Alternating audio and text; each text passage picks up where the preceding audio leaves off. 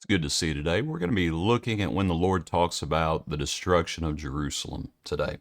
Our hymn is called Weeping Jesus. Behold, he weeps o'er Jerusalem, his soul with pity doth thrill. He would have saved them, but they would not. Thus he died on Calvary's hill. Weeping Jesus died for you.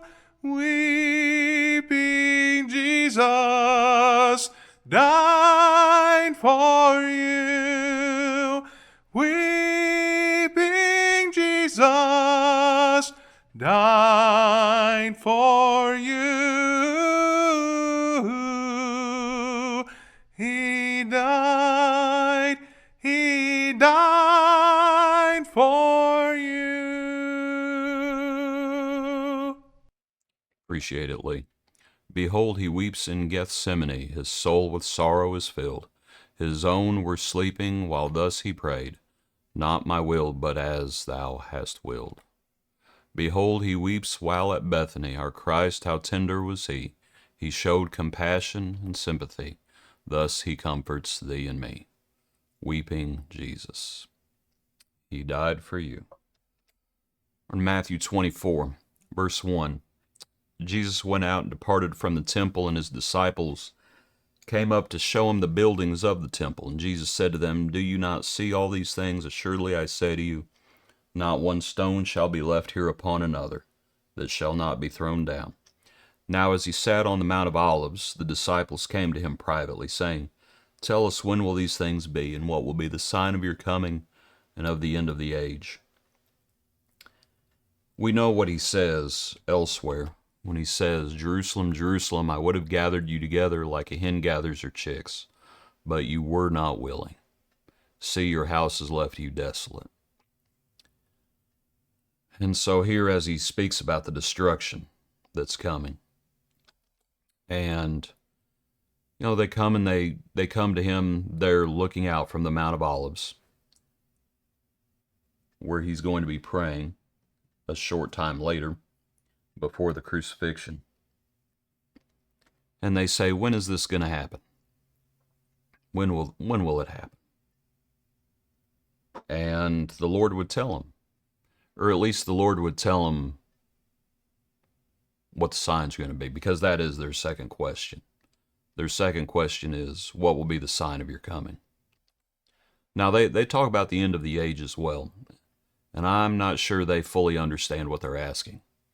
But the Lord answers that issue as well, because concerning Judgment Day, there won't be any signs. It's going to be like a thief in the night. But concerning the destruction of Jerusalem, there will be signs, and that's when you see the eagles gathering. It's like when you see Titus leading the army off in the distance. If you're still in town, you better get out of town. So when is all this going to happen? It's going to happen in 70 A.D. And the Lord doesn't say the year, but he says these are the signs. And frankly, anyone who was there when that happened, if you're listening to Jesus, you're out of there. A whole lot of folks are going to leave Jerusalem when Stephen is stoned. Now, the apostles are still there, and others as well, but much fewer. Let me put it like that. So anyway, so they say, when is this going to happen? Here is, as people are admiring the stonework of the temple. When is it going to happen? What are the signs going to be?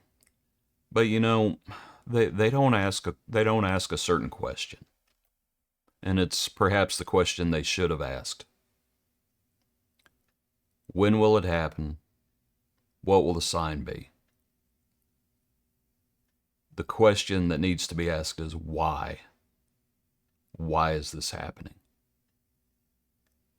And the Lord does deal with that elsewhere when he says, all the blood from Abel to Zechariah will be required of this generation.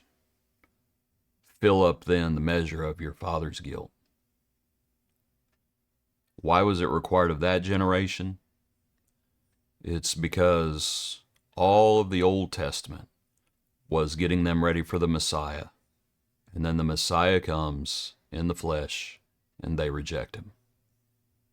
They had a front row seat to the Messiah. They even recognized the miracles he did. The Pharisees, the rulers, what did they say? We cannot deny that a notable miracle has been done. They reject the Messiah. And he's going to die. And the only way to turn from God's wrath is, of course, through Jesus.